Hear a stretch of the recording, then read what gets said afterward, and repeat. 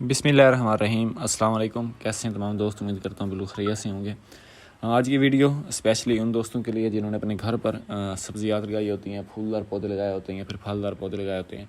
तो अक्सर हमारे प्लांट के साथ ऐसा हो जाता है कि वो फूल लेते हैं, फूल उनका गिर जाता है, पौधा हमारा कमज़ोर होता है, या फिर वो फ्रूट भी ले लेता है तो फिर उसका जो फ्रूट होता है उसका अच्छा साइज़ नहीं बन पाता, मीन के छोटे छोटे रह जाते हैं।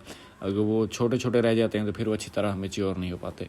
तो मेरी आज की वीडियो ऑर्गेनिकली तौर पर है, लेकिन ये वीडियो सिर्फ़ और सिर्फ उन दोस्तों के लिए जिन्होंने घर पर चंद पौधे लगाए हैं, क्योंकि ये तरीका उनके लिए तो कारआमद हो सकता है, लेकिन जिन दोस्तों ने कमर्शियल बेस पर बहुत ज़्यादा बड़ी फार्मिंग की होती है उनके लिए बहुत ज़्यादा टफ़ हो जाता है। इसलिए उनको मशवरा दूंगा कि उन्होंने मुकम्मल तौर पर जो फर्टिलाइज़र प्लान है उनके तहत उन्होंने चलना है। तो अगर आपने चंद पौधे लगाए हैं तो उनके लिए आपके लिए बहुत ही आसान तरीका है, आप घर पर बग़ैर कोई पैसे खर्च किए आप लोग अपने पौधों से अच्छा फ्रूट हासिल कर सकते हैं। अगर आप लोग नए हैं मेरे चैनल पर तो चैनल को सब्सक्राइब लाजमी कर लें, ताकि प्लांट से रिलेटेड जितनी भी वीडियोज़ आ रही होती हैं वो आपको बर वक्त मिलती रहें।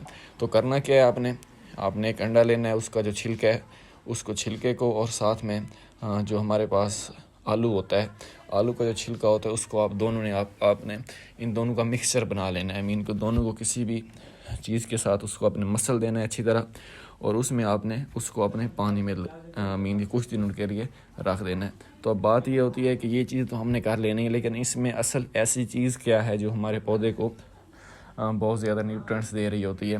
तो सबसे पहले मैं आपको बता चलूँ, जो हमारे पास अंडा होता है, जो उसका छिलका होता है, उसमें 0.3% फास्फोरस होती है और 0.3% ही मैग्नीशियम होती है, और उसमें जो स्मॉल अमाउंट ऑफ होती हैं दूसरे न्यूट्रिएंट्स, मिसाल के तौर पर सोडियम, पोटाशियम, जिंक, मैग्नीशियम और आयरन और कॉपर। ये तमाम चीज़ें एक जो अंडा होता है हमारे पास उसके एक छिलके में मौजूद होती हैं। और इसके साथ साथ अगर बात की जाए, हमारे पास जो दूसरा होता है आलू, उसके छिलके में क्या होता है जो हमारे पौधों के लिए ज़रूरत होती है, तो उसमें जो होता है उसमें जो रिच अमाउंट न्यूट्रिएंट्स होते हैं, बहुत ज़्यादा न्यूट्रिएंट्स होते हैं, वो उसमें पोटाशियम, मैग्नीशियम, फास्फोरस और मीन के बहुत ज़्यादा विटामिन्स होते हैं, वो हमारे एक आलू के छिलके में मौजूद होती हैं, जो कि हमारे पौधे को चाहिए होती हैं। हमारे में एक और ज़्यादा गलतफहमी ये पाई जाती है कि हम समझते हैं कि सिर्फ फास्फोरस और नाइट्रोजन अगर दे दी जाए तो हमारा प्लांट जो है, हमारा जो पौधा है वो बड़ी अच्छी तरीके से ग्रोथ कर जाएगा, बल्कि कम से कम 15 से 20 किस्म की मुख्तलिफ न्यूट्रिएंट्स की ज़रूरत होती है हमारे प्लांट को अच्छी ग्रोथ करने के लिए।